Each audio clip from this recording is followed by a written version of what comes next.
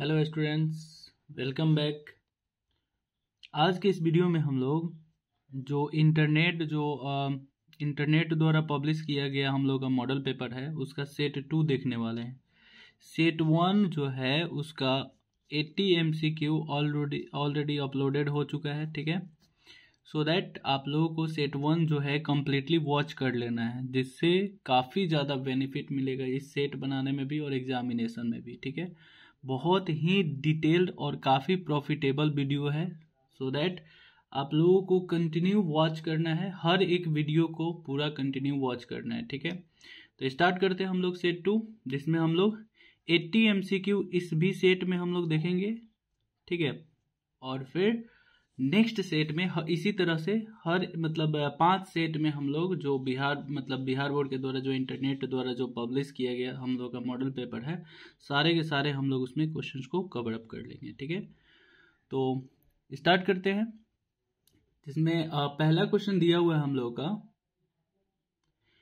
Search light का प्रवर्तक सतह होता है, यानी सर्च लाइट जो हम लोग यूज करते हैं, जो देखते होंगे आप लोग हेड पर जो है लगाकर उसको यूज करता है लोग, उसमें किस दर्पण का प्रयोग किया जाता है? तो याद रखना है अवतल दर्पण का प्रयोग किया जाता है, ठीक है। अवतल दर्पण जो होता है ना, प्रकाश की किरणों को किसी एक बिंदु पर फोकसित करता है, और यही कारण है कि अवतल दर्पण का प्रयोग किया जाता है, ताकि एक जगह फोकस करके और सही से दिख सके वस्तुएं। जिन वस्तुओं से स्वयं प्रकाश उत्सर्जित होते हैं, मतलब स्वयं उससे प्रकाश निकलता है, उन्हें क्या कहा जाता है? तो याद रखना है, जिससे प्रकाश निकलती है उसको बोला जाता है प्रदीप्त वस्तु, और जिसमें, या फिर ऐसे भी बोल सकते हैं आत्मदीप्त भी बोल सकते हैं वस्तु, ठीक है ना। आत्मदीप्त ही हो जाएगा परफेक्ट। वैसे प्रदीप्त तो सही है ही, लेकिन जिस भी वस्तु से प्रकाश निकलती है वैसे उसे प्रदीप्त वस्तु बोलते ही हैं, लेकिन यहाँ पर स्वयं प्रकाश उत्सर्जित होते हैं, स्वयं शब्द का प्रयोग कर गया है, इसलिए आत्मदीप्त वस्तु का हम लोग प्रयोग कर सकते हैं, ठीक है ना। तो ऑप्शन सी सही हो जाएगा। जब कोई बिंब यानी वस्तु अनंत पर रहता है तो उत्तल लेंस द्वारा उसका प्रतिबिंब बनता है। कहां पर बनता है?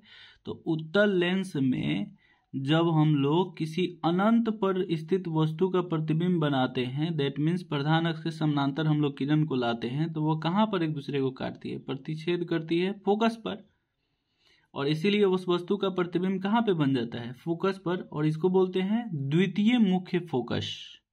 तो यहां पर हो जाएगा फोकस पर बनता है, ठीक है ना।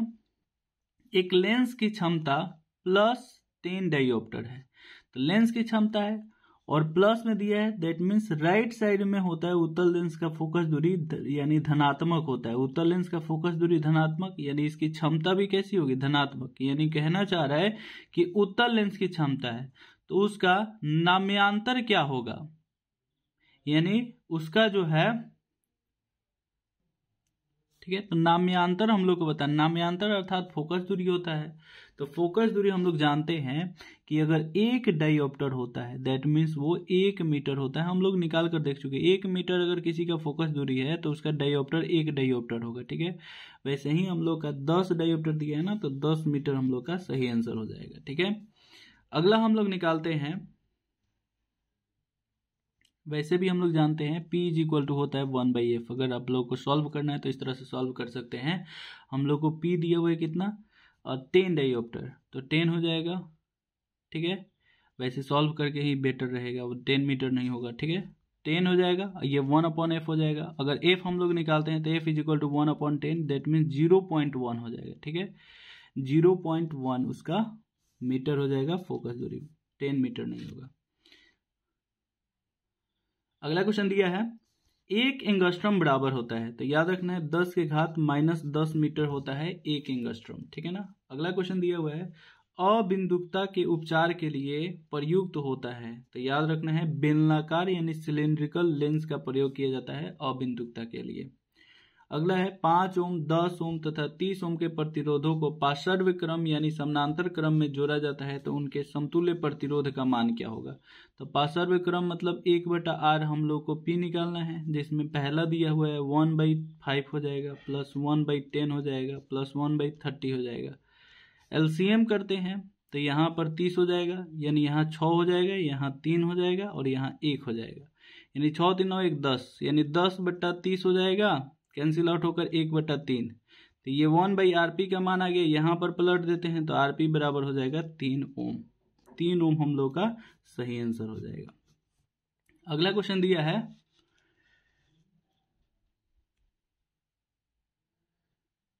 चित्र एमीटर द्वारा पढ़ी गई धारा का मान क्या होगा, आई बताना है, जिसका प्रतिरोध दिया है और विभवांतर दिया हुआ है, ठीक है ना, के साथ हम लोगों को इसका भी प्रतिरोध दिया हुआ है, ठीक है ना।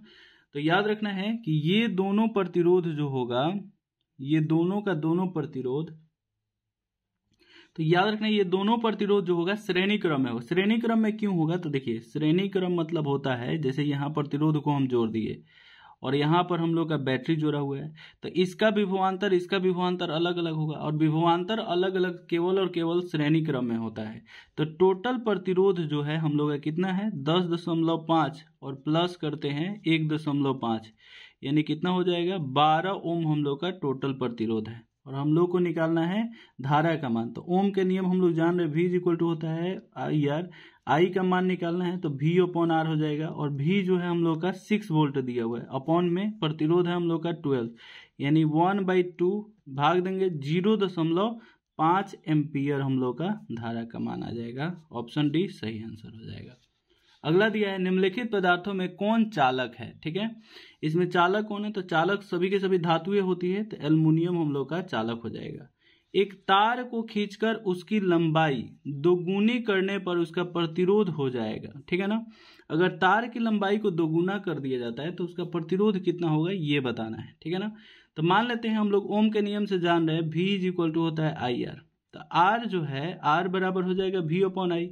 ये पहला तार का प्रतिरोध है प्रारंभिक स्थिति में। अब बोल रहा है क्या, उसकी लंबाई को दोगुनी कर दी जाए, तो हम लोग जानते हैं कि R जो होता है वो समानुपाती होता है किसके, लंबाई के, ठीक है। तो जितना ये बढ़ेगा उतना ही ये बढ़ेगा, ठीक है ना। जैसे अगर हम लोग एक प्रतिरोधकता का भी हम लोग फॉर्मूला जानते हैं, और वो होता है ρ होता है, ठीक है, R × A/L होता है, ठीक है। तो यहाँ पर देखें तो अगर यहाँ से R का वैल्यू हम लोग निकाल लेते हैं तो ये आ जाएगा R हो जाएगा ρ × L/A। तो अगर हम लोग L/A अगर इसको दोगुना कर दे रहे हैं तो प्रतिरोध भी क्या हो जाएगा, दोगुना हो जाएगा, ठीक है, याद रखना है। अगला है, विद्युत मोटर की दिशा आधारित होती है, मतलब विद्युत मोटर जो होता है वो किस प्रभाव पर काम करता है, तो याद रखना है विद्युत धारा के चुंबकीय प्रभाव पर कार्य करता है, ठीक है। अगला क्वेश्चन देखते हैं, क्वेश्चन नंबर 12 दिया हुआ है हम लोग का, आवर्त सारणी में कितने आवर्त होते हैं, मतलब पूछ रहा है कि क्षैतिज जो होता है कतारें कितनी होती हैं, तो याद रखना है 7 कतारें होती हैं, और ऊर्ध्वाधर जो होता है वर्ग कितने होते हैं, तो 18 वर्ग होता है। तो यहाँ पर हम लोग का सही आंसर हो जाएगा 7। अगला है, निम्नलिखित में से किसका उपयोग खाना बनाने वाले ईंधन के रूप में नहीं किया जाता है, ठीक है ना। तो याद रखना है हम लोग CNG जो है कंप्रेस्ड नेचुरल गैस, इसका प्रयोग खाना बनाने के लिए नहीं करते हैं। 2 डायोप्टर क्षमता वाले लेंस का फोकसांतर कितना होगा, तो हम लोग जानते हैं कि P बराबर होता है 1/f। अगर f का मान निकालना है तो 1/p हो जाएगा। तो हम लोग का जो है सेंटीमीटर में दिया हुआ है, याद रखना है, तो इसको 100 में लिख लेंगे। 100 जब सेंटीमीटर में दे तो ऊपर 100 हम लोग को लिख लेना है। तो 100 अपॉन में दिया है कितना, क्षमता दिया हुआ है 2 डायोप्टर, कैंसिल आउट होगा, यानी 50 सेंटीमीटर हम लोग का हो जाएगा, ठीक है ना। जब हम लोग का ये सेंटीमीटर में दिया रहता है ना, फोकस दूरी सेंटीमीटर में बताना होता है, तो ऊपर 100 लेते हैं, ठीक है। तो 50 सेंटीमीटर हम लोग का सही आंसर हो जाएगा। 1 एंगस्ट्रम का मान कितना होता है, रिपीटेड क्वेश्चन है, तो याद रखना है 10⁻⁻10 मीटर होता है। पवन चक्की विद्युत जनित्र में पवन की चाल कम से कम कितनी होनी चाहिए, यानी पवन चक्की जो होता है उसमें टरबाइन को घुमाने के लिए हवा की चाल कितनी होनी चाहिए कम से कम, तो याद रखना है 15 किलोमीटर प्रति घंटा होनी ही चाहिए, ठीक है। अगला क्वेश्चन है, निम्नलिखित में से किस अणु में द्विबंधन नहीं है, द्विबंधन नहीं है ये बताना है। तो ऑक्सीजन में होता है द्विबंधन, ऑक्सीजन ऑक्सीजन के बीच डबल बॉन्ड होता है। कार्बन डाइऑक्साइड में देखें तो कार्बन और ऑक्सीजन के बीच डबल बॉन्ड होता है। यहाँ पर C2H2 देखें तो यहाँ पर CH2 होगा, डबल बॉन्ड CH2 होगा। एक NH4 जो है इसी में हम लोग का द्विबंधन नहीं होगा, ठीक है ना, याद रखना है। ओजोन के एक अणु में ऑक्सीजन के कितने परमाणु की संख्या होती है? तो 3 होती है, याद रखना है। ठीक है, रासायनिक समीकरण SnCl2 प्लस Cl2 से SnCl4 में बन रहा है, तो यहां पर हो क्या रहा है? ठीक है, तो यहां पर जो है याद क्या रखना है, तो यहां Cl2 जो होता है ऑक्सीकारक होता है। किसी वस्तु का प्रतिबिंब आंख के किस भाग पर पड़ता है या बनता है? तो याद रखना है रेटिना पर बनता है। ठीक है ना, रेटिना पर, जिसको दृष्टि पटल भी कहा जाता है।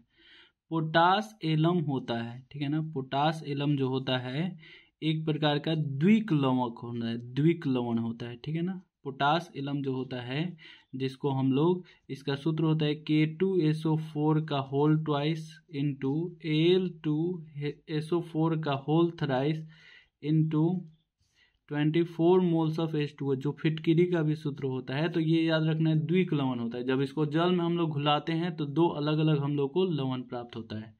निम्नलिखित में से सबसे प्रबल लवण कौन सा है? ये बात याद रखना है। ठीक है, तो NaCl जो होता है एक प्रबल लवण होता है। अगला, निम्नलिखित में से कौन गंधीय सूचक नहीं है? ठीक है ना, मतलब कौन है इसमें जिसमें गंध जो होता है वो नहीं आता? इसका आंसर हो जाएगा शकरकंद। ठीक है ना, शकरकंद जो होता है यानी स्वीट पोटैटो जिसको बोला जाता है वही हो जाएगा। लोहे की परमाणु संख्या कितनी होती है? तो ऑब्वियसली लोहे की परमाणु संख्या जो होती है वो कितनी होती है? 26 होती है। ठीक है, ठीक है, याद रखना है 26 होती है। ठीक है ना, याद रखना है क्या कि अब 25 पर होता है मैग्नीज। ठीक है, मैग्नीज होता है। उसके बाद 26 पर होता है आयरन, 27 पर होता है निकेल, 28 पर होता है कोबाल्ट, 29 पर होता है कॉपर और 30 पर होता है जिंक। ठीक है, इतने याद रखने हैं, परमाणु संख्या याद रखने हैं। निम्नलिखित में से कौन सबसे अधिक अभिक्रियाशील हैलोजन तत्व है? तो याद रखना ऊपर से होता है हैलोजन में फिर, कल, बाहर, आई, आंटी। सबसे ज्यादा फ्लोरीन है। अगर फ्लोरीन दिख रहा है तो वही सबसे ज्यादा अभिक्रियाशील होता है। समूह 17 के तत्व को क्या कहा जाता है? हैलोजन ग्रुप कहा जाता है, याद रखना है। निम्नलिखित में से कौन एक दहन अभिक्रिया है? तो दहन मतलब ऑक्सीजन की उपस्थिति में कोई चीज जलकर और प्रकाश और ऊष्मा उत्पन्न करता है, वही दहन कहलाता है। ठीक है ना, तो मोम का पिघलना, जल का उबलना, इनमें से कोई नहीं, पेट्रोल का जलना हो जाएगा। ठीक है ना, सिलिका क्या है? तो सिलिका जो होता है एक मिश्र धातु होता है, याद रखना है। ठीक है, आधुनिक आवर्त सारणी में 36 कतारों की संख्या कितनी है? मतलब आवर्त कितने हैं? तो 7 आवर्त हैं, याद रखना है। ठीक है ना, अगला क्वेश्चन 30। अगला क्वेश्चन दिया है OH का क्रियाशील मूलक कौन है? मतलब ये जो OH है क्रियाशील मूलक किसका होता है? तो अल्कोहल का होता है। ठीक है ना, कीटोन का याद रखना है, कीटोन का सिर्फ बीच में जो होता है इस तरह से कार्बन, डबल बॉन्ड ऑक्सीजन और इधर भी एक कार्बन का समूह होता है, एक कार्बन का समूह, और इधर भी एल्डिहाइड का जो है CHO होता है। ठीक है ना, याद रखना है क्रियाशील समूह। एल्डिहाइड श्रेणी का सामान्य सूत्र क्या है? तो CnH2n प्लस CHO देखना है, याद रखना है। COOH जो होता है ये कार्बोक्सिलिक अम्ल का होता है। ठीक है, कार्बोक्सिलिक अम्ल का ये होता है। अगला CnH2n प्लस 1 OH ये अल्कोहल का होता है। ठीक है, अल्कोहल का ये रासायनिक सूत्र होता है हम लोग का सामान्य सूत्र। मानव में डायलिसिस थैली होता है, तो नेफ्रॉन में होता है डायलिसिस थैली, याद रखना है। न्यूरॉन मस्तिष्क की कोशिका है जो सबसे लंबी कोशिका होती है। और माइटोकॉन्ड्रिया एक कोशिकांग है जिसको power house of the cell कहा जाता है। यहीं पर ग्लूकोज का पूर्ण विखंडन होता है, वायवीय श्वसन होता है। निम्नलिखित में से किस विलयन का उपयोग दीवारों की सफेदी करने के लिए किया जाता है? तो CaOH का होल ट्वाइस। ठीक है ना, बाजार से जब हम लोग कली चूना को लाते हैं और उसमें जल को हम लोग घुलाते हैं तो ये बनता है CaOH का होल ट्वाइस। इसी का उपयोग किया जाता है सफेदी करने के लिए। और याद रखना है जो ये जब गर्म किया जाता है इसमें ऊष्मा बाहर निकलता है और ये कहलाता है हम लोग का ऊष्माक्षेपी अभिक्रिया। वायुमंडल में CO2 गैस की कितनी प्रतिशत मात्रा होती है? तो 0.03% है। नाइट्रोजन जो है 78% है और ऑक्सीजन जो है 21% है। ठीक है, याद रखना है। रेजिन किस पौधे का उत्सर्जी पदार्थ होता है? तो याद रखना है ठीक है, चीर का होता है। मनुष्य का हृदय प्रति मिनट कितनी बार धड़कता है? तो याद रखना है 72 बार धड़कता है। और वसा का वहन शरीर के अंदर किसके माध्यम से होता है? ठीक है, तो वसा जो होता है हमारे शरीर में, इसका वहन जो होता है किसके द्वारा होता है? तो लसिका के द्वारा होता है। कवक में पोषण की कौन सी विधि पाई जाती है? तो कवक जो होते हैं वो मृत, जो अपशिष्ट पदार्थ होते हैं, मृत पेड़ पौधे होते हैं, उनसे अपना भोजन प्राप्त करता है, इसलिए मृतजीवी पोषण पाया जाता है। कोशिका झिल्ली किस प्रकार की झिल्ली होती है? अर्धपारगम्य झिल्ली होती है, याद रखना है। एक पादप हार्मोन जो वृद्धि में वृद्धि का घटक है, जो वृद्धि करता है, उसको क्या कहा जाता है? मतलब एक पादप हार्मोन जो पौधों में वृद्धि का घटक है, ठीक है ना, वो कहलाएगा हम लोगों का। तो यहां पर याद रखना है क्या? जिब्रेलिन, ऑक्सिन और एथिलीन। एथिलीन जो होता है फल पकाने में मदद करता है। ये जिब्रेलिन और एथिलीन दोनों, ऑक्सिन दोनों का दोनों जो होता है हम लोगों का पौधों में वृद्धि का कार्य करता है। एबीए मतलब हो जाएगा एब्सिसिक एसिड। तो ये जो होता है वृद्धि रोधक होता है, ठीक है ना। तो यहाँ पर जो है एक पादप हार्मोन पौधों में वृद्धि का घटक नहीं, वृद्धि अवरोधक कौन सा है? तो ये हम लोग का एबीए हो जाता सही आंसर। न्यूरॉन के छोटे तंतु को क्या कहा जाता है? तो डेंड्राइट कहा जाता है, ठीक है। न्यूरॉन में जो है पतले पतले जो हम लोग को इस तरह से तंतु देखने को जो मिलता है, इस तरह से बाहर निकला हुआ रहता है, ठीक है। तो उस तरह के हम लोग तंतु को क्या बोलते हैं? इस तरह के संरचना में बाहर जो निकला हुआ रहता है उसी को हम लोग डेंड्राइट्स बोलते हैं, ठीक है ना। यहीं पर आवेग का ग्रहण होता है। निम्न में कौन बाह्य निषेचन करता है? ठीक है, तो याद रखना है मेढक जो होता है ये शरीर के भीतर नहीं बाह्य निषेचन करता है। एड्स किसके कारण होता है? तो विषाणु के कारण, HIV वायरस के कारण होता है। और याद रखना है एड्स दिवस 1 दिसंबर को मनाया जाता है। स्त्रियों में कौन सा लिंग गुणसूत्र पाया जाता है? तो XY पाया जाता है स्त्रियों में, और नर जो होता है उसमें XY पाया जाता है। नर में गुणसूत्र जो लिंग गुणसूत्र होता है वो XY पाया जाता है। चीनी का रासायनिक सूत्र क्या होता है? तो C12H22O11 होता है। वृक्क के संरचनात्मक एवं क्रियात्मक इकाई को, यानी जो हम लोग का गुर्दा है, किडनी है, उसके संरचनात्मक और क्रियात्मक इकाई को हम लोग क्या बोलते हैं? नेफ्रॉन बोलते हैं, ठीक है। ये ग्लोमेरुलस फिल्ट्रेशन, मूत्रवाहिनी, बोमेन संपुट, ये सारे के सारे किडनी के भाग हैं, ये उत्सर्जी अंग के भाग हैं। अगला क्वेश्चन है 47 नंबर। मस्तिष्क का कौन सा भाग शरीर की स्थिति तथा संतुलन का अनुरक्षण करता है? तो मध्य मस्तिष्क करता है। इसी में सेरिबेलम नाम का एक भाग होता है जो संतुलन तथा अनुरक्षण का कार्य करता है। शुक्राणु का निर्माण होता है वृषण में, याद रखना है वृषण में शुक्राणु का निर्माण होता है, ठीक है।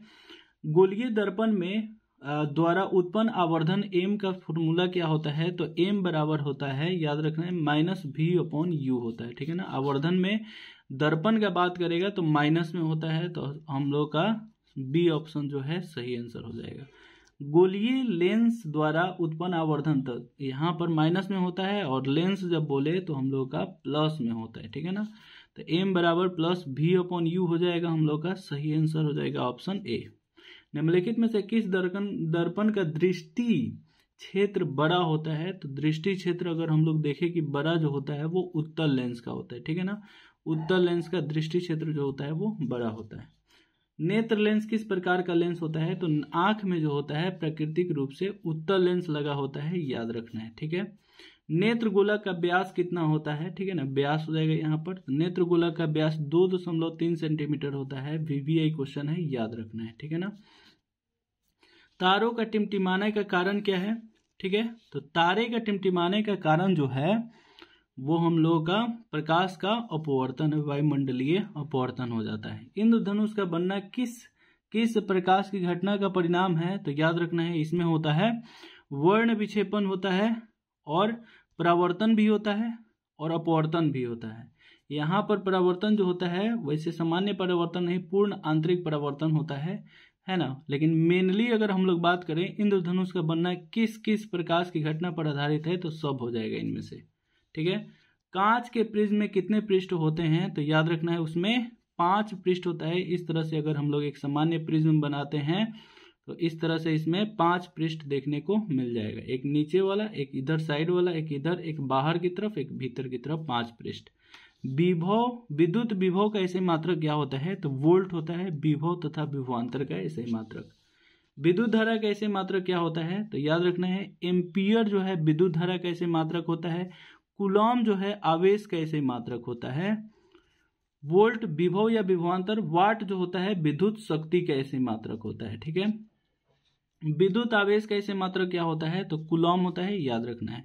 प्रतिरोध का ऐसे मात्रक क्या होता है, ओम होता है, ओम। विद्युत धारा का ऐसे मात्रक एम्पियर होता है, और वोल्ट विभव या विभवांतर का ऐसे मात्रक होता है। लोहे पर जंग लगना क्या कहलाता है, तो वो कहलाता है संक्षारण। ठीक है ना, याद रखना है।